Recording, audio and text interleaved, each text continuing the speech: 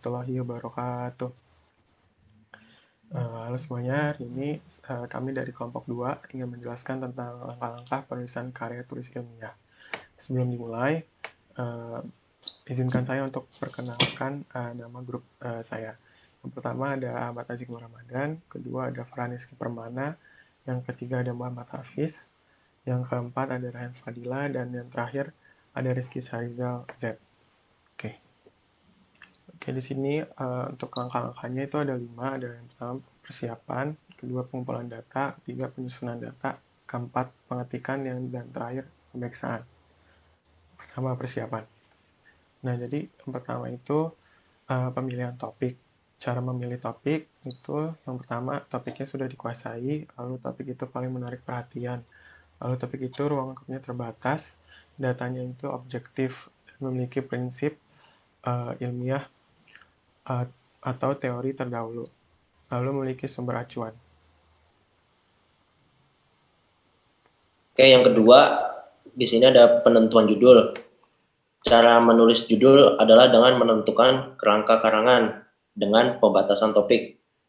Misalnya topiknya perkantoran yang mempunyai masalah kepegawaian dan mengapa pengawasannya, dan itu letaknya di proyek konstruksi PT Waskita dengan waktu 3 bulan dan kajiannya praktik atau penerapan.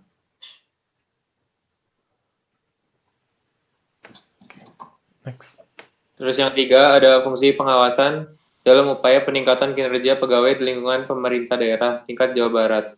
Catatannya, syarat judul yang baik adalah sebagai berikut. Harus berbentuk frasa, terus tanpa ada singkatan atau akronim.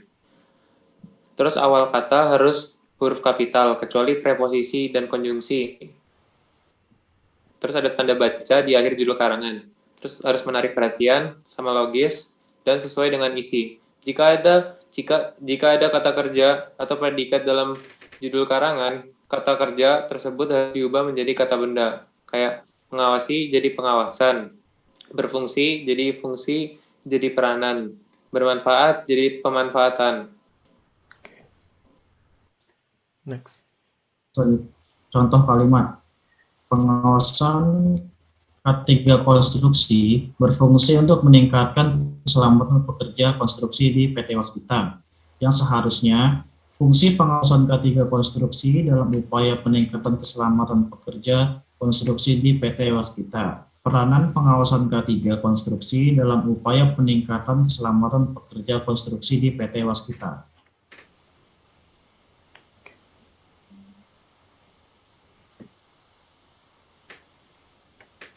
Penulisan kerangka laporan. Kerangka laporan adalah pengelompokan dan pengamatan jenis fakta dan sifatnya menjadi kesatuan dan bertautan. Contohnya, lembar pengesahan, kata pengantar daftar isi, daftar singkatan, dan lambang daftar tabel. Bab 1, pendahuluan, ada latar belakang masalah, perbatasan masalah, tujuan penelitian, kerangka teori, sumber data, dan sistematika penulisan. Terus bab 2-nya ada landasan teori, bab 3-nya ada metode penelitian dan kajian, metode 4-nya ada analisis data, dan metode 5-nya ada simpulan dan kesaran. Yang terakhir ada ragangan skripsi sementara, daftar pustaka, daftar kamus, lampiran data. Oke, yang kedua itu ada pengumpulan data. Nah, pengumpulan data itu langkah-langkahnya yang harus dilakukan dalam pengumpulan data itu mencari informasi, data dari kepustakaan, kedua menyusun daftar angket, melakukan wawancara, keempat melakukan pengamatan di lapangan, yang terakhir melakukan percobaan di laboratorium. Nah, yang ketiga ini ada penyusunan data. Penyusunan data dapat diartikan yaitu menjadi menyeleksi, mengolah, dan menganalisis data dengan menggunakan teknik atau metode yang telah ditentukan. Yang keempat, ada pengetikan. Setelah data disusun, lalu diadakan pengetikan data atau penelitian. Yang kelima adalah pemeriksaan.